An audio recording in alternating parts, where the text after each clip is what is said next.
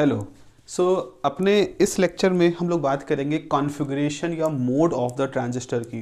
देखो, जैसे आप मोबाइल फ़ोन सभी लोग यूज़ करते हैं, तो मोबाइल फ़ोन जब आप यूज़ करते हो तो उसमें कुछ मोड होते हैं, जैसे साइलेंट मोड होता है, वाइब्रेशनल मोड होता है, नॉर्मल रिंगिंग मोड होता है। तो अब हम आपसे पूछें कि बताइए इन सारे मोड की क्या ज़रूरत है हमारे मोबाइल फ़ोन में।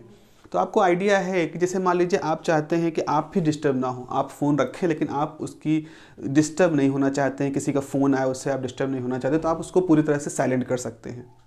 तो वो साइलेंट मोड का काम हो गया कि आपको डिस्टर्ब नहीं होना है। अच्छा, वाइब्रेशनल मोड में क्या होता है, आप चाहते हैं कि दूसरे डिस्टर्ब ना हो। आप किसी मीटिंग में हैं, किसी जगह पे जहाँ बहुत सारे लोग इकट्ठा हैं मान लीजिए, और आप चाहते हैं कि और लोग डिस्टर्ब ना हो रिंगटोन वगैरह से, लेकिन आपको पता चल जाए फ़ोन आया है, तो आप नॉर्मली वाइब्रेशनल मोड का यूज़ करते हैं। और नॉर्मली भाषा अगर इस सब कोई रिस्ट्रिक्शन नहीं है तो हम तो अपने रिंगिंग मोड लगाते हैं, अपने रिंगटोन को उसी हिसाब से सेट करते हैं, उसको एंजॉय करते हैं। तो वैसे ही हमारे पास ट्रांजिस्टर का भी हिसाब किताब है। हमारे पास एक ट्रांजिस्टर है, अब हम उस ट्रांजिस्टर से काम क्या लेना चाहते हैं। तो मोस्टली अगर मैं अभी आपके लेवल में बात करूं, तो ट्रांजिस्टर का मुख्य रूप से जो काम है आपके पास है, that is about related with the amplification करना है। मतलब एक स्मॉल सिग्नल हम उस ट्रांजिस्टर के इनपुट में डालेंगे और हम चाहते हैं कि लार्ज सिग्नल उसके आउटपुट में निकले, जो कि एम्पलीफाई हो चुकी होगी। तो अगर आपको एक ट्रांजिस्टर को एज अ एम्पलीफायर यूज करना है, तो आपके सामने कुछ सवाल खड़े हो जाते हैं कि आप इस ट्रांजिस्टर को सर्किट में जोड़ें कैसे। अब ये कैसा सवाल है, जोड़ें इसलिए क्योंकि आपके पास 3 टर्मिनल हैं, आपको इनपुट में भी आउटपुट भी यहाँ पर इस्तेमाल करना है। यहाँ एक सवाल दिक्कत बड़ी जो हो जाती है वो ये है कि इनपुट के लिए आपको 2 तार चाहिए, आउटपुट के लिए आपको 2 तार चाहिए, लेकिन ट्रांजिस्टर में टर्मिनल 3 होते हैं। तो यहीं से हमारे सामने क्वेश्चन आता है कि अगर जैसे सोचें आपके पास ये ट्रांजिस्टर है, ये हमारा ट्रांजिस्टर है, पहचान सकते हैं कौन सा ट्रांजिस्टर है, जैसे मैंने बनाया। अगर हम एरो को यहाँ रखें तो कौन सा ट्रांजिस्टर हुआ, ये हुआ P, नोज इधर है तो N और ये है P। तो ये हमारा कैसा है, PNP ट्रांजिस्टर है। अब आप चाहते हो कि आप उसमें इनपुट में यहाँ से एक स्मॉल सिग्नल भेजो एम्पलीफायर की तरह काम करने के लिए, और आप चाहते हो आउटपुट में आपको एक लार्ज सिग्नल मिले। ये आपका मोटिवेशन है इसको एज एन एम्पलीफायर यूज करने का। तो ये हिस्सा हो गया आपका इनपुट और ये वाला जो हिस्सा है वो आपका है आउटपुट। अब यहाँ पर आपको 2 तार चाहिए जिससे आप इनपुट को इंसर्ट कर सको। जैसे आप घरों में इस्तेमाल करते हो तो जो प्लग होता है उसमें 2 तार होते हैं, एक न्यूट्रल एक फेज होता है, तीसरा तार अर्थिंग के लिए होता है, बट 2 तार तो एसेंशियल है। आप देखते हो अर्थिंग के बिना भी कई बार आपका इक्विपमेंट चलता रहता है, लेकिन 2 तार तो ज़रूरी होते हैं फेज और न्यूट्रल के। तो 2 तार आपको चाहिए यहाँ से ताकि आप इनपुट भेज सकें, और 2 तार चाहिए आपको यहाँ से ताकि आप उसका आउटपुट निकाल सकें। अब प्रॉब्लम यह है कि हमारे ट्रांजिस्टर में टर्मिनल हैं 3 और इनपुट आउटपुट के लिए हमें टर्मिनल चाहिए 4। तो ये कैसे होगा, उसका रास्ता ये निकाला गया है कि आपको एक कोई टर्मिनल कॉमन करना पड़ेगा। मतलब एक तार ऐसे बेस है, तो जैसे आपने इनपुट के लिए एमीटर को चुना और एक दूसरा तार क्या चुन लिया, बेस का। तो आपके हिसाब से जब इनपुट आप भेज रहे हो तो आपने एमीटर बेस दोनों का चुनाव कर लिया, तो एमीटर बेस दोनों मिला करके इनपुट में इस्तेमाल हो गए। उसके बाद फिर आपको आउटपुट लेना है, तो आउटपुट आपने कलेक्टर लिया और फिर से इसी बेस को आपने इस्तेमाल कर लिया, तो बेस और कलेक्टर आपका आउटपुट हो गया। अब आप कहोगे सर ऐसा तो नहीं कि दोनों जगहों बेस इस्तेमाल हो रहा है तो इस पर कोई दिक्कत होगी। तो हमने कहा चलो ऐसा करते हैं, यहाँ से एक तार निकाल करके इसको 0 पोटेंशियल पे जोड़ दिया, यानी इसको ग्राउंड कर दिया। एक तरह से आप समझ लो बेस को आपने किसी भी पार्टी का नहीं रखा, इनपुट का भी नहीं रखा, आउटपुट का भी नहीं रखा, वो दोनों में कॉमन है, न्यूट्रल है। जैसे जैसे होता नहीं है कि नॉर्मली जब क्रिकेट मैच होता है तो एक पहले मान लीजिए इंडिया खेल रही है और उसके बाद मान लीजिए श्रीलंका खेल रहा है, तो 2 टीमें हैं, लेकिन जो अंपायर होते हैं वो दोनों में कॉमन होते हैं। जब इंडिया की बैटिंग चल रही होगी तब भी वो रहते हैं, और जब श्रीलंका की बैटिंग चल रही होगी तो भी वो रहेंगे। तो नॉर्मली गाइडलाइन क्या है, वो जो एम्पायर होता है वो किसी तीसरी देश का होता है, किसी न्यूट्रल देश का होता है, जिससे कि किसी तरह की बायसिंग ना हो और उसमें उनके फैसलों पर कोई प्रभाव ना पड़े। हालांकि ये पहले की गाइडलाइन थी, अब तो बहुत सारा DRS वायरस होकर के इसको न्यूट्रलाइज कर रहे हैं लोग, कर दिया गया है, बट ये एक आइडिया था। तो वैसे ही यहाँ पे सोचो कि एक इनपुट का हिस्सा है जहाँ से आपको इनपुट भेजना है, एक आउटपुट का हिस्सा जहाँ से आउटपुट निकालना है, एक टर्मिनल ऐसा है जिसको आपने कॉमन कर दिया। तो ये कौन सा अरेंजमेंट है? इसे कहा जाएगा कॉमन बेस मोड कहिए या कॉन्फ़िगरेशन कहिए, कॉमन बेस कॉन्फ़िगरेशन कहिए या अरेंजमेंट कहिए, common base mode configuration arrangement भी, ये सब पर्यायवाची हैं, लेकिन जो सबसे पॉपुलर है वो ये वर्ड है CE मोड। तो इसको कहते हैं CB मोड। आपका जो ट्रांजिस्टर है वो कैसे लगाया गया है? कॉमन बेस मोड में लगाया गया है, इस तरह से। अब फिर यहाँ पे ये होता है कि सर क्या यही एक पॉसिबिलिटी है? मान लो हम ऐसा कुछ करें कि एमीटर को कॉमन कर दें। बिल्कुल कर सकते हो। उसके लिए क्या करना पड़ेगा? जैसे सोचो आप इस ट्रांजिस्टर को थोड़ा घुमा के करो, ट्रांजिस्टर को ऐसे बना दो, ये ट्रांजिस्टर है आपका, इधर बेस रखो, आपने इसको ऐसे करके घुमा दिया, पलट दिया, और ये वाला हिस्सा इधर कर दो, और ये वाला हिस्सा इसको ऐसे रखा ना, इधर कर दिया। देखा आपने क्या किया? हमने इस ट्रांजिस्टर को ऐसे घुमाया और उसके बाद जब इसको घुमाओगे तो ऊपर चला जाएगा, फिर इसको पलट दिया, ऐसे आ गया। अब आपने क्या किया? इधर से इनपुट भेजा, ये बेस से और एमीटर से, फिर आउटपुट निकालने की बारी है, एक तार यहाँ लगाया, एक तार यहाँ लगाया। तो आप देख रहे हो, ग्राउंड भी कर दिया, तो आप देख रहे हो कि इनपुट आप भेज रहे हो बेस और एमीटर के टर्मिनल को यूज करके, आउटपुट निकाल रहे हो कलेक्टर और एमीटर के टर्मिनल को यूज करके। तो इसमें क्या हुआ? इनपुट में भी एमीटर कॉमन है, आउटपुट में भी एमीटर कॉमन है। साफ साफ दिख रहा है, ये इनपुट वाला हिस्सा है, यहाँ पर भी ये दीवार है, ये आउटपुट वाला हिस्सा है, यहाँ पर भी ये मौजूद है। तो ये कौन सा अरेंजमेंट हो गया? ये आपका कॉमन एमीटर, इसे हम कहेंगे कॉमन एमीटर मोड आपका हो गया है। अच्छा, आप कहो कि तो फिर क्या कलेक्टर को भी कॉमन कर सकते हैं? बिल्कुल कर सकते हैं। इसी हिस्से को मान लो आपने पलट दिया, ऐसे करके इसको इधर घुमा दिया, इसको ऊपर कर दिया, तो कैसा बनेगा? ये आपके पास ऐसे रहेगा।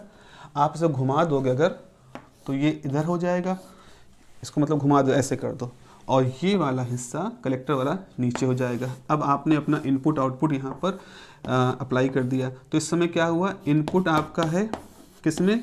बेस और कलेक्टर के बीच में, जो कलेक्टर इसको ग्राउंड भी कर दिया, और यहाँ पर है आपका एमीटर और कलेक्टर, ये एमीटर है और ये कलेक्टर है, तो यहाँ से आपका आउटपुट निकल आया। तो देखा आपने यहाँ पर क्या हुआ? कलेक्टर आपका कॉमन हो गया। तो इस तरह से ये CE मोड है, ये CC मोड है। तो अभी तो मैंने आपको सिर्फ बताया कि आप ट्रांजिस्टर के 3 टर्मिनल को यूज कैसे करोगे इनपुट और आउटपुट में। ये बिल्कुल वैसा हम आपको बता रहे हैं, मोबाइल फ़ोन आप खरीद के लाए तो हमने आपको बताया, देखो इसको प्रेस करोगे तो वाइब्रेशन में आ जाएगा, इसको फिर से प्रेस करोगे तो ये साइलेंट हो जाएगा, इसको ऐसे करोगे तो ये रिंगिंग हो जाएगा। फिर आप सवाल पूछोगे कि भाई ये जो 3 तरह के मोड आपने बता दिए, इनका इस्तेमाल कब कब करना है? जैसे मैंने आपको बताया, आप खुद भी डिस्टर्ब नहीं होना चाहते तो आप साइलेंट कर दो, आप दूसरों को डिस्टर्ब नहीं करना चाहते हो तो आप वाइब्रेशनल कर दो, और कोई दिक्कत नहीं है तो रिंगिंग पे रहने दो। तो वैसे यहाँ पर भी हमें समझना ज़रूरी होगा कि हम कब स्थिति में कॉमन बेस का इस्तेमाल करेंगे, कब हम कॉमन एमीटर का इस्तेमाल करेंगे, और कब हम कॉमन कलेक्टर का इस्तेमाल करेंगे। क्योंकि जिस तरह से लॉजिक मोबाइल फ़ोन में मोड लगाने के हैं, वैसे ही लॉजिक यहाँ पर भी हैं कि हम किस लॉजिक से किसी तरह के मोड को यूज करेंगे अपने सर्किट में। अब बच्चों, वो जो लॉजिक हम बताएंगे, उस लॉजिक के पीछे हमारे सामने कुछ पैरामीटर होने चाहिए, कुछ नंबर्स होने चाहिए। तो सबसे पहले हमको ज़रूरी है जानना कि हम उन पैरामीटर को समझ लें। जैसे करंट गेन फैक्टर है, उसको समझ लें।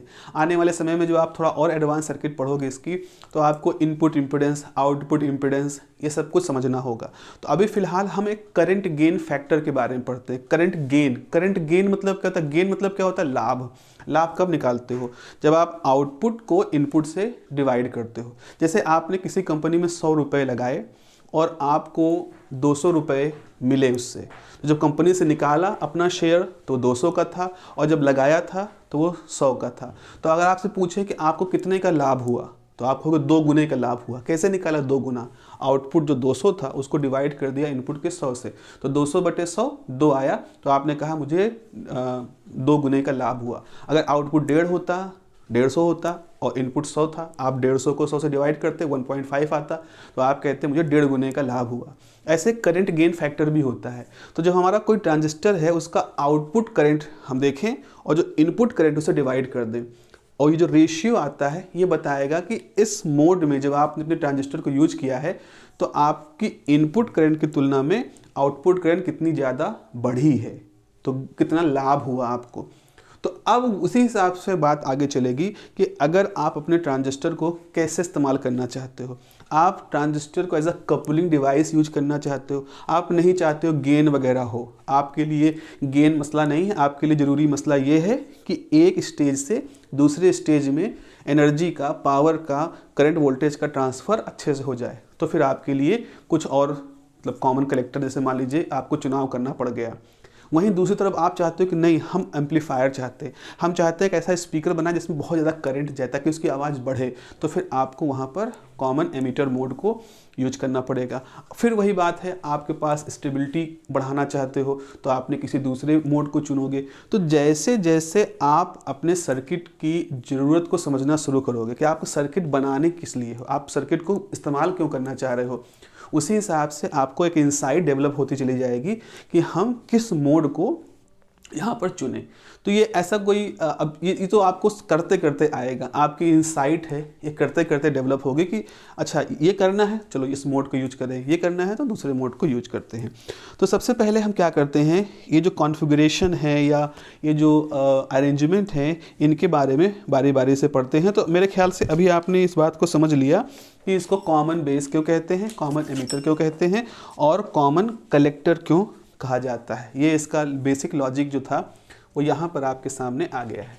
Okay, let me rub this और फिर हम बात करेंगे। सबसे पहले कॉमन बेस के बारे में बात कर लेते हैं।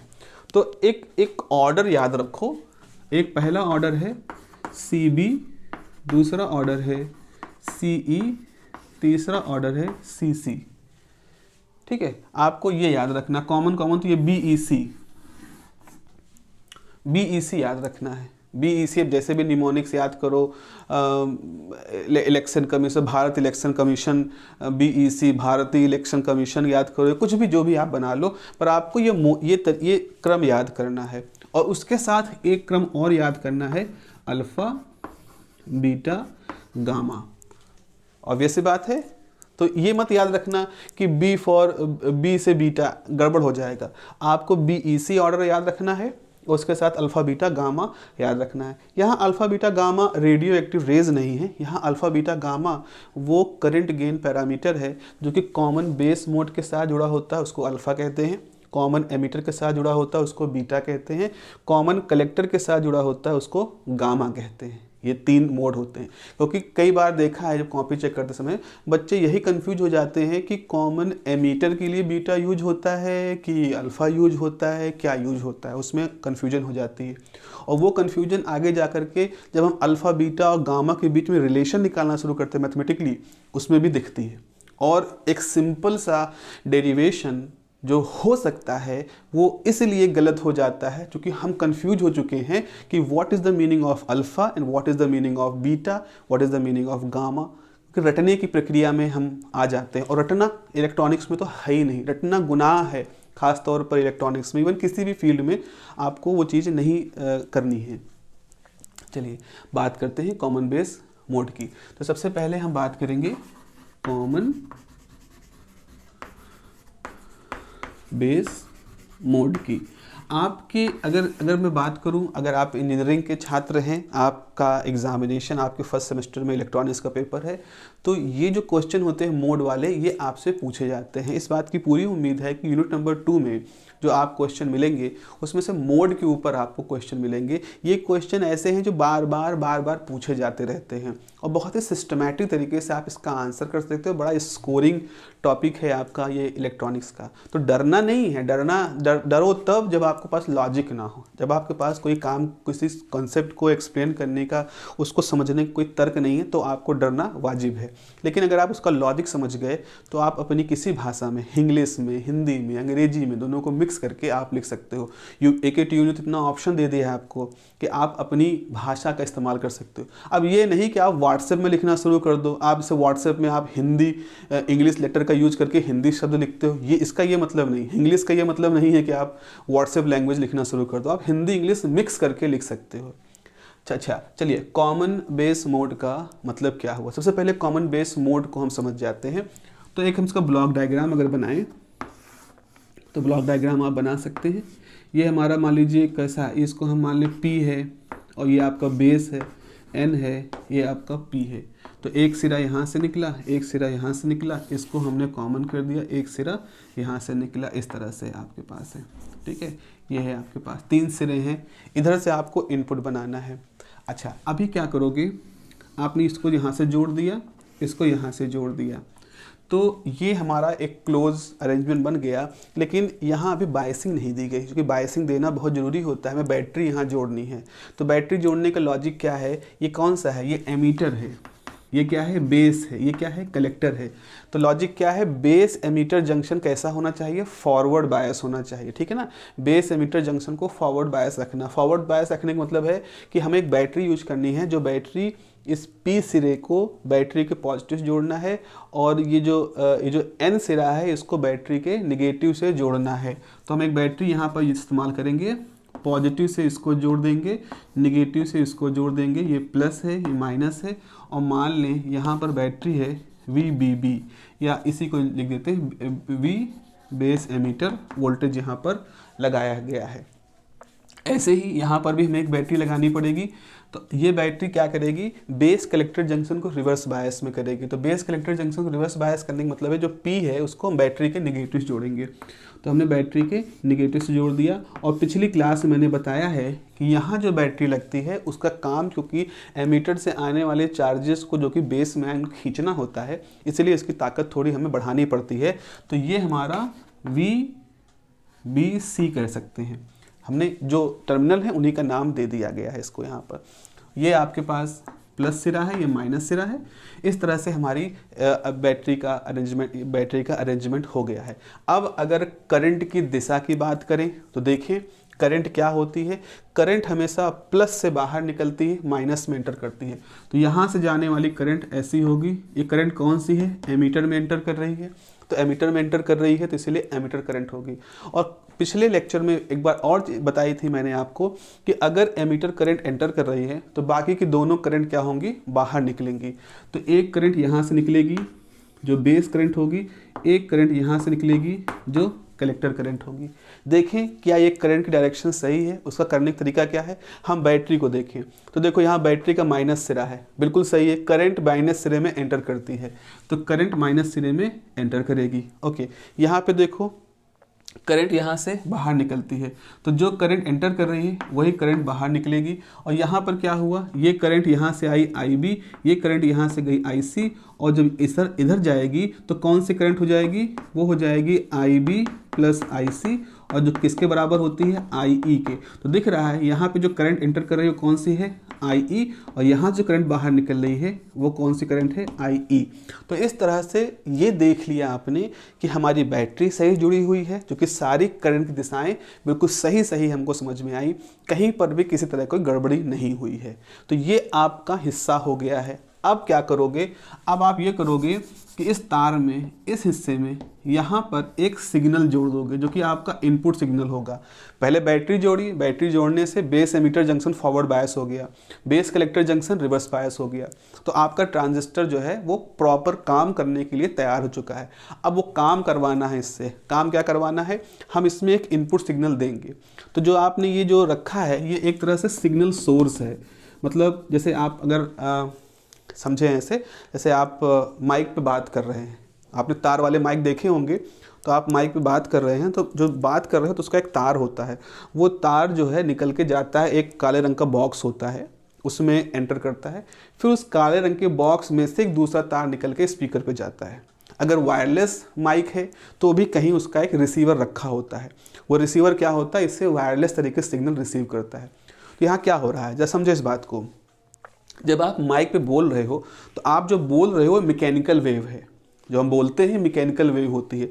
माइक के अंदर सेंसर, ट्रांसड्यूसर ये सब लगे होते हैं, पूरा अरेंजमेंट होता है जो कि हमारी मैकेनिकल वेव जो हम बोलते हैं तो उसके अंदर डायफ्राम वाइब्रेट करता है जब माइक पे बोलते हैं। तो हमारे उस वाइब्रेशन से, कंडेंसर माइक होता है, बहुत तरह के माइक होते हैं, तो जब हम बोलते हैं तो हमारी जो मैकेनिकल एनर्जी है, मैकेनिकल वेव है, उसको वो किस में कन्वर्ट कर देता है, एक सिग्नल फॉर्म में कन्वर्ट कर देता है। अगर तार वाला माइक है तो सिग्नल तार से जाता है, अगर वो वायरलेस माइक है तो इलेक्ट्रोमैग्नेटिक वेव के फॉर्म में उसका सिग्नल रिसीवर पे जाता है। तो रिसीवर में क्या होता है, रिसीवर में ऐसा ही कुछ अरेंजमेंट होता है, हम सिंप्लीफाई कर रहे हैं। तो आपके माइक से जो आया है सिग्नल, वो यहाँ आया है, सिग्नल यहाँ आया है। अब रिसीवर क्या करता है, जो सिग्नल आपके माइक से रिसीव किया है उसको वो एम्पलीफाई करेगा, क्योंकि उसको दूर तक भेजना है। तो वो यहाँ, अब वो सिग्नल यहाँ जाएगा तो बैटरी लगी है, बैटरी करंट तो फ्लो कर रही है, बैटरी करंट IE जो थी वो तो फ्लो ही कर रही है, साथ ही साथ इसकी वजह से एक और एक्स्ट्रा करंट IE फ्लो करना शुरू कर देगी। हम इसको छोटे लेटर IE से रिप्रेजेंट कर रहे हैं। तो छोटा वाला IE जो लिखा है ये सिग्नल की वजह से करंट है जो एमीटर में जा रही है। बड़ा वाला IE है, ये क्या है, ये बैटरी की करंट है। दोनों करंट वहां पर अंतर क्या है, ये DC नेचर की है, ये AC नेचर की है। तो दो मिक्स करंट हैं जो यहाँ पर एंटर करेंगे। फिर क्या होगा, इसके अंदर वो करंट जाएगी और फिर इसके अंदर वो एम्पलीफिकेशन का प्रोसेस होगा, आगे हम लोग बात करेंगे। और एम्पलीफिकेशन का जो प्रोसेस होगा तो वो प्रोसेस यहाँ दिखाई पड़ेगा, यहाँ पर भी एक करंट AC वाली चेंज होगी। और अब हम यहाँ पर एक आउटपुट लगा देंगे। ये आउटपुट क्या है, हो सकता है ये आउटपुट आपका एक स्पीकर हो यहाँ पर लगा हो, या आपका कोई और रिसीवर हो, कोई और ट्रांसमीटर हो, कुछ भी होगा यहाँ पर लगा होगा। अगर स्पीकर की बात करें तो यहाँ पे जो सिग्नल आएगा, तो ये जो सिग्नल यहाँ एंटर किया था उसका ये बढ़ा हुआ रूप होगा। तो यहाँ से जो आवाज़ सिग्नल के फॉर्म, जो आवाज़ जो कि सिग्नल के फॉर्म में एंटर की थी, वही आवाज़ अब आपको स्पीकर से सुनाई पड़ेगी, बड़ी तेज मात्रा में आपको सुनाई पड़ेगी। तो इस तरह से आपकी आवाज़ स्पीकर में कैसे भेजी जाती है, इस प्रोसेस से एम्पलीफिकेशन करके उसको भेजा जाता है। इस पूरे प्रोसेस में आपने क्या किया, एंटर करवाया सिग्नल को एमीटर और बेस के सिरे से, और आउटपुट आपने निकाला कलेक्टर और बेस के सिरे से। तो इस प्रकार से आपने बेस को कॉमन कर दिया और इसको हम ग्राउंडेड कर देते हैं। जीरो पोटेंशियल पर भी इसको कर सकते हैं, मतलब वो सर्किट के ऊपर डिपेंड करता है, ग्राउंडेड भी कर सकते हैं, नहीं कर सकते हैं। Again this is depends upon the circuit requirement, mostly grounded होता है। तो इस प्रकार से हमने एक ऐसा अरेंजमेंट बना लिया, कॉमन बेस अरेंजमेंट, जिससे कि हम एम्पलीफिकेशन के प्रोसेस को करवा पा रहे हैं। अब ये तो हो गया ब्लॉक डायग्राम, बॉक्स बना करके। क्या इसी चीज़ को हम अपने सर्किट सिंबल से बना सकते हैं? बिल्कुल बना सकते हैं। आपको सीखना ही है सर्किट सिंबल से बनाना। देखें हम इसको कैसे बनाएंगे। सबसे पहले तो हमें एक PNP ट्रांजिस्टर बनाना है।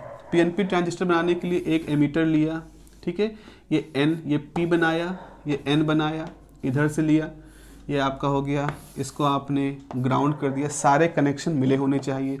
चलिए हमने इसको ग्राउंड कर दिया। अब आपने क्या किया, अब ये तो बन गया P, ये बन गया N, ये हो गया P, और ये है कलेक्टर का हिस्सा, ये है एमीटर का हिस्सा, ये है हमारा बेस का हिस्सा। उसके बाद फिर आपको बैटरी बना देनी है, तो उसी लॉजिक से हमने बैटरी बना दी। ये हो गया, ये आपका आउटपुट यहाँ से निकाल दो। अब यहाँ हमने मान लो रजिस्टर लगा दिया आउटपुट दिखाने के लिए। यहाँ आपने लगा दी बैटरी प्लस माइनस, और यहाँ आपने लगा दिया सिग्नल सोर्स, और ये हो गया। तो इस तरह से आपका ये डायग्राम बन गया। लेकिन अभी ये पूरी तरह से सही नहीं है। सही नहीं मतलब इनकम्प्लीट है, क्योंकि हमने करंट की डायरेक्शन नहीं बताई। अब आपको करंट डायरेक्शन यहाँ देखनी है, क्योंकि ये PNP ट्रांजिस्टर है, एमीटर करंट अंदर की तरफ आ रही है। तो यानी कि यहाँ पर भी करंट कैसी रही होगी, इस तरह से रही होगी, एमीटर करंट ऐसी रही होगी। अब आप सोचो, अगर एमीटर करंट इस तरह से आ रही है तो ये जो सिरा है ये कहाँ से जुड़ा होगा, प्लस के साथ, बिल्कुल जुड़ा हुआ है, इसका मतलब यहाँ सही है। उसके बाद फिर करंट यहाँ जाएगी, बेस करंट। तो ये जो बेस करंट है ये जा रही है आगे, और आप देखो यहाँ पर ये भी प्लस है, ये माइनस है। तो ये बेस करंट किसके साथ जुड़ेगी, इस माइनस के साथ में। ये वाली करंट क्या है, ये भी करंट यहाँ से आएगी। तो एक करंट गई इस तरह से, ये सर्किट पूरा हुआ। लेकिन ऐसा नहीं है कि सिर्फ यही पूरा होगा, इधर भी अब जब करंट यहाँ जाएगी तो कुछ हिस्सा इधर जाएगा, कुछ हिस्सा इधर जाएगा। तो जब करंट इधर जाएगी इस पॉइंट से, तो कुछ हिस्सा इधर गया, जिसको हम कहेंगे IB, और हमने पढ़ा था पिछले क्लास में कि बेस करंट जो होती है वो केवल 3-4% का ही वेटेज रखती है। तो 4% करंट इधर आई तो बाकी की 96% कहाँ गई, इधर गई। तो समझो यहाँ ऐसा है, यहाँ से करंट आई IE और इस जगह पे आकर के इसके 2 हिस्से हो गए इस तरह से। तो ये करंट आकर घूम किधर चली गई और ये भी करंट आकर के इसमें आ गई। तो ये जो बैटरी है कितना करंट एमिट कर रही है, IE, इसमें एंटर क्या कर रही है, IC इधर से, IB इधर से, और दोनों मिल करके IE इस तरफ से इसमें एंटर कर रही है। तो पूरा करंट का फ्लो जो है वो यहाँ पर आपको दिख रहा है। आप इस चीज़ को अगर कर पा रहे हैं इसका मतलब है आप सर्किट को बनाना सीख गए हैं। अभी क्या होता है ना, शुरुआत में आपको हो सकता है समय लगे, और समय लगाना ज़रूरी भी है। देखो, हर चीज़ को एक्सपर्टी के लेवल पर आपको ले जाना अत्यधिक महत्वाकांक्षा की निशानी है। अगर आप महत्वाकांक्षी हो, अगर आप एम्बिशियस हो, तो उतनी मेहनत करने का कुव्वत भी रखो। अगर आप चाहते हो कि आप सूर्य कुमार की तरह से आड़े टेढ़ी छक्के चौके लगाओ, तो आपको फिर उतनी प्रैक्टिस और उतना दमखम भी रखना पड़ेगा, है ना। उतनी आपको शरीर का लचीलापन भी लाना पड़ेगा। आप सोचो कि आज आपने बल्ला पकड़ा और कल आप उस तरह के चौके छक्के लगाने शुरू कर दो। एक जो आदमी ने 20 साल की प्रैक्टिस में सीखा है वो आप बस आते ही करना शुरू कर दोगे। तो ये सिर्फ बचपना है, या कह दो एक बचकाना व्यवहार है, बचकानी सोच है, उससे बचना जरूरी है। तो आप जब भी सर्किट बनाएं समय दें, उसको 15-20 मिनट तक का समय दें, उसमें एक करंट की डायरेक्शन को ढूंढना शुरू करें। जैसे जैसे दिमाग आपका ट्रेन होता जाएगा वैसे वैसे आप इस चीज़ को सीखना शुरू कर दोगे अच्छे से। तो मेरे ख्याल से कॉमन बेस मोड का जो तरीका है वो आप सबको समझ में आ गया होगा। बहुत ही सिस्टमैटिक तरीके से कोशिश की है इसको समझाने की। कोई दिक्कत हो तो आप कमेंट कर दें, बात कर ली जाएगी उसके बारे में। आने वाले वीडियोस में हम उसको एक रेमीडियल क्लास हम एक बना देंगे अगर ज़्यादा दिक्कत हो रही है किसी जगह पर बच्चों को समझने में। अब हम यहाँ पर आगे बात करते हैं कि इनपुट क्या है। तो देखो, इस जगह पर देखो, ये इनपुट है। इनपुट करंट कौन सी है, ये करंट जो जा रही है, यानी कि हम कहेंगे कि emitter current is the input current. Base current क्या है, बेस करंट को इनपुट मानेंगे, हम कहें नहीं, बेस कॉमन है ना, तो अगर तुम इसको इनपुट मानोगे तो आउटपुट भी मानना पड़ेगा, क्योंकि यही हिस्सा आउटपुट है, ये हिस्सा इनपुट है। इसीलिए बेस करंट को हम नहीं मानते बिकॉज इट इज कॉमन। तो आउटपुट करंट कौन सी है, IC। तो कॉमन बेस अरेंजमेंट पे आउटपुट करंट कौन सी है, IC, और इनपुट करंट कौन सी है, IE। तो अब यहाँ पर हम एक करंट गेन फैक्टर लिख सकते हैं। हमारे पास एक करंट गेन फैक्टर लिखने का मिल गया है idea, that is alpha. Alpha is equal to output current upon input current. Alpha is equal to output current upon input current, because we are saying the gain factor, gain की बात कर रहे हैं। अच्छा, एक चीज़ और है, यहाँ पर अगर ये सिग्नल नहीं लगे, मान लो हमने सिग्नल नहीं लगाया, सिर्फ ऐसे है, यहाँ कोई आउटपुट के लिए कोई जगह नहीं, सिर्फ ऐसे है, तो जब इस तरह से सिग्नल नहीं तो भी सर्किट के अंदर बैटरी तो है, बैटरी की वजह से एक IE फ्लो कर रही है, IB फ्लो कर रही है, IC फ्लो कर रही है। तो ऐसी स्थिति में आपने क्या रखा है, सिर्फ DC बैटरी लगा रखी है। तो हम एक अल्फा DC डिफाइन करेंगे। अल्फा DC का मतलब है वो स्थिति जब हमने कोई भी इनपुट उसमें डालना नहीं शुरू किया था और सर्किट जो था वो अपनी बैटरी के थ्रू करंटों का फ्लो करा रहा था। मतलब समान स्थिति जो थी बिना इनपुट आए उससे पहले की जो स्थिति थी उस समय। तो अल्फा DC की वैल्यू क्या होगी, IC अपॉन IE, यहाँ पर वैल्यू हो जाएगी। अच्छा, कुछ किताबें क्या कहती हैं कि वो यहाँ पर एक माइनस साइन भी लगा देती हैं, तो कन्फ्यूजन हो सकता है आपको हो जाए। उसका लॉजिक क्या है, कुछ किताबों में कुछ किताबें मतलब कुछ इंटरनेशनल बुक जो मैंने पिछले क्लासेस में नाम ली उनकी बात करें तो ये अल्फ़ा क्या शो कर रहा है, अल्फ़ा ये शो कर रहा है, सॉरी अल्फ़ा के साथ ये माइनस साइन ये शो कर रहा है कि जो कलेक्टर करंट की डायरेक्शन है और जो एमीटर करंट की डायरेक्शन है किसके with respect to this transistor वो अपोजिट हैं। आपको कहाँ सर अपोजिट क्या है, अल्फ़ा ये IE भी तो इस तरफ जा रही है, IE बाएं से दाएं जा रही है, IC भी बाएं से दाएं जा रही है। हम कह रहे हैं नहीं, विथ रिस्पेक्ट टू ट्रांजिस्टर।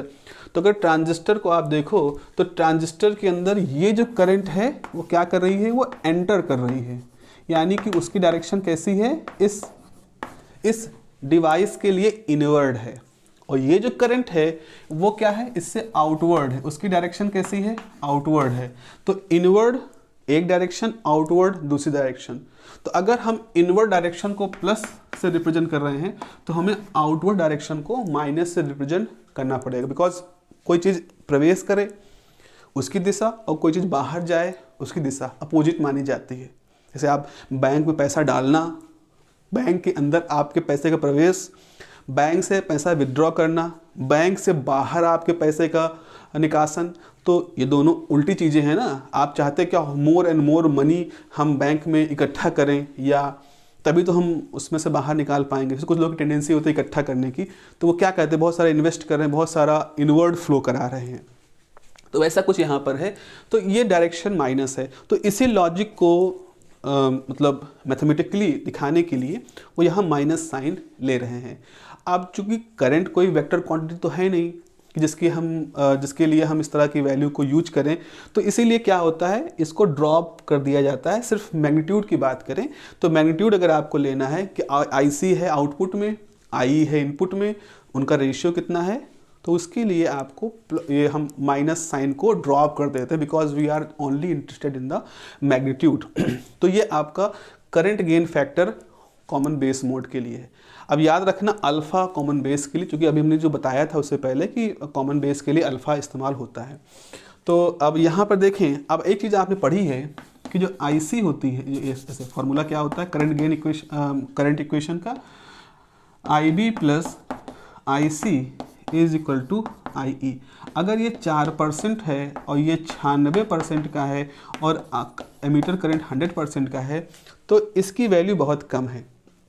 तो क्या हम ऐसा लिख सकते हैं, कि IC is approximately equal to IE? क्या 96 और 100 को लगभग बराबर मान सकते हैं? ठीक है, अगर मानना भी चाहो, लेकिन इतना तो पक्का है कि I इज़ ऑलवेज IC से बड़ी होती है। वो 4% का जो कमी है वो तो रहेगी ही रहेगी। तो अगर IC छोटी है और IE बड़ा है, मतलब ये कुछ ऐसा है कि ये है 96/100, तो इसका फॉर्मूला इसका रेशियो कितना आएगा 0.96। तो हम ये पाते हैं कि जो अल्फ़ा DC की वैल्यू होती है वो हमेशा 1 से छोटी होगी। अल्फ़ा DC की वैल्यू क्या कभी 1 हो सकती है? नहीं हो सकती। क्यों? अगर आप करो अल्फ़ा DC 1 है, इसका मतलब आप ये कह रहे हो कि IE IC बराबर है। अगर IE IC बराबर है तो क्या बेस करंट कहाँ गई? तो क्या बेस है नहीं, बेस करंट तो रहेगी ही रहेगी। इसका मतलब ये हो सकता है कि बेस करंट का वेटेज केवल 1% हो जाए। तो ऐसी स्थिति में क्या हो जाएगा, हमारा जो IC है वो 99 वैल्यू की हो जाएगी, I 100 है, तो अल्फ़ा की वैल्यू कितनी हो जाएगी 0.99 बस। अब आप कहो कि नहीं बेस करंट बिल्कुल 0 हो जाए, तो फिर वही बात है, आगे जब सर्किट पढ़ोगे आप और डिटेल में पढ़ोगे इस इलेक्ट्रॉनिक्स को, तो आप पढ़ोगे early effect, base width modulation, ये सब में ऐसा नहीं कर सकते। बेस करंट का कम होना ही उसकी फितरत है और वो होना ही है वहाँ पर। उसको हम बहुत ज़्यादा बढ़ा दें तो भी समस्या, बहुत कम कर दें, 0 कर दें तो भी वो किसी लायक का डिवाइस नहीं रह जाएगा। तो इसका मतलब ये निकल के आया, अगर वो 4% से लेकर के 1% का वेटेज रख रहा है, बेस करंट अगर 4% से 1% के बीच में रह रहा है, तो आपके अल्फ़ा की वैल्यू क्या हो जाएगी? अगर 4% है तो 96/100 यानी कि 0.96, अगर 1% है तो 0.99। तो इस तरह से हम ये पाते हैं कि जो अल्फ़ा DC है, जो अल्फ़ा DC होती है current gain factor for the common base mode, it varies from 0.96 to 0.99। ये याद रखना, it can not be equals to the 1 और मोर देन 1 की तो बात ही खत्म हो गई है। तो ये हमेशा याद रखना, अल्फ़ा DC इज़ 0.96। यानी लाभ कितना हुआ? लाभ 1 भी नहीं हुआ। ये बिल्कुल वैसा है कि हमने 100 रुपये कहीं इन्वेस्ट किए और फिर हमको 99 रुपये मिले, तो आपने कहा सर ये तो लॉस हो गया आपका। बिल्कुल, this is a negative gain, you can say negative gain is loss. तो फिर तो ये सही नहीं है। हम तो बढ़ाना चाहते हैं ना। ये अगर ये कोई स्कीम है तो कहेंगे नहीं ये बैंक या स्कीम सही नहीं है। ये पता लगा हमने खुद से अपने आप से पैसा दिया और उस बैंक ने उसमें से काट करके हमको दिया। अच्छा, आपने क्या नॉर्मली क्या होता है जब बैंकों में पैसा जमा करते हैं ना, तो बैंक उसको ब्याज देता है। जैसे मान लीजिए वो 2% का ब्याज दे रहा है, तो साल में मान लो, आई एम नॉट वेरी अब मेरी मच अवेयर अबाउट दो banking and those thing. Very much, but अगर आपने 100 रुपये जमा किए और उस पर 2% का ब्याज मिला तो इसका मतलब 1 साल बाद आपको 102 रुपये मिल जाने चाहिए। लेकिन दुनिया में कुछ ऐसे बैंक भी हैं जो आपको पैसा ब्याज के रूप में देते नहीं बल्कि आपसे लेते हैं। जैसे जैसे मान लीजिए कोई विदेश का बैंक है जहां आप अपना पैसा छुपाना चाहते हो, तो आपके पास 1 करोड़ डॉलर है जो कि मतलब ब्लैक मनी है। तो आपने क्या किया, आप गए विदेश में, उस बैंक में जाकर के वो 1 करोड़ डॉलर जमा कर दिया। तो बैंक वाला कहता है देखो भाई ऐसा है कि मैं जितनी रकम आप जमा कर रहे हो मैं उसका 2% हर साल अपने लिए काट लूँगा, क्योंकि मैं रख रहा हूँ ना आपका, और आपकी पैसे की जानकारी हम आपके देश से साझा नहीं करेंगे। तो आप हमारे यहाँ पैसा जमा रखोगे तो आपका पैसा यहाँ जमा है ये कोई नहीं जान पाएगा, कोई हमसे पूछने आएगा, हम बताएंगे नहीं। इस बात की वो आपसे 2% पैसा काट रहा है। इसका मतलब अगर 1 करोड़ रुपए आपने 1 करोड़ डॉलर वहाँ जमा किए तो 1 करोड़ का 2% कितना हुआ? 1 करोड़ का 2 lakh, 2 lakh 200 1 lakh, I think 1 lakh dollar. तो 1 लाख डॉलर वो आपसे हर साल खींचता रहेगा। तो आप कहोगे हाँ ठीक है। तो किसी दिन निकालना चाहोगे तो अगर 1 करोड़ जमा किए थे तो आप 10 साल बाद निकालोगे तो हर साल 1-1 लाख कटते हुए 10 लाख कट चुका है, मतलब जो भी उस कम होते हुए रकम पे भी कटेगा। तो आपको 1 करोड़ नहीं मिलेगा, but you are very happy. Okay ठीक है, चलो कम से कम यहाँ रहता तो पता लगा ईडी वीडी के झांसे में आ गए तो निकल गया, सब कुछ चला जाता और बदनामी होती अलग से। तो आप खुश हो, आप आप लाभ के बारे में सोच ही नहीं रहे हो, बल्कि आप सोच रहे हो चलो हम सुकून से तो हैं, स्टेबिलिटी तो है ना। Stability is very important word. तो ये जो अल्फ़ा 0.96 है, अल्फ़ा 0.99 है, क्या इस तरह के अरेंजमेंट जहाँ गेन 1 से भी कम हो जा रहा है, क्या हमारे लिए किसी काम का है? तो हम कहेंगे है, अगर आपका मसला गेन ना हो करके स्टेबिलिटी है। तो ये जो जैसे हम वो अभी रकम का उदाहरण दिया वैसा ही कुछ यहाँ पर है। तो अगर आपका मसला स्टेबिलिटी वगैरह जैसा का है तो अल्फ़ा डीसी आपके लिए एक अच्छा ऑप्शन है। तो इस तरह से हमने एक इंट्यूशन डेवलप करना, मेरा पर्पज़ ये है कि आपको एक इंट्यूशन डेवलप हो जाए कि गेन बहुत ज़्यादा हो, ये हम हर बार नहीं चाहते हैं। कुछ जगहें होती हैं जहां हम गेन का त्याग करके, गेन का बलिदान दे करके हम स्टेबिलिटी अपने पास रखते हैं। तो सर्किट में कभी उस तरह की ज़रूरत पड़ती है तो हम यहाँ पर इस तरह के अल्फ़ा के साथ भी काम कर लेते हैं। चलिए, ये तो बात तब थी जब हमने ये कहा कि भाई आपका जो डीसी कंडीशन है तब होगा। लेकिन जब हम यहाँ पर सिग्नल लगा देंगे, जब हम यहाँ सिग्नल लगा देंगे तो सिग्नल लगाने से क्या होगा, जो करंट यहाँ जा रही थी उस करंट में सिर्फ IE थोड़ी होगी, IE के साथ एक करंट और होगी। तो हम कहेंगे कि सिग्नल में एक डेल्टा IE का चेंज होगा, मतलब जो एक्स्ट्रा करंट जुड़ गई उसके साथ आकर के सिग्नल के साथ, उसने IE की वैल्यू में थोड़ा सा चेंज ले आया। तो कितना चेंज हुआ? Delta IE। ऐसे ही यहाँ कितना चेंज होगा? Delta IB। ऐसे यहाँ कितना चेंज होगा? Delta IC। अब ये चेंज क्यों हो रहा है? जो कि सिग्नल भी अब पहले से बहने वाली करंट के साथ सिग्नल की भी करंट उसी के साथ आकर के मिक्स हो गई है। तो उस केस में आपका जो अल्फ़ा AC होगा, AC शोज दैट कि now signal is present in the circuit. तो अल्फ़ा AC कितना होगा? वो होगा delta IC upon delta IE।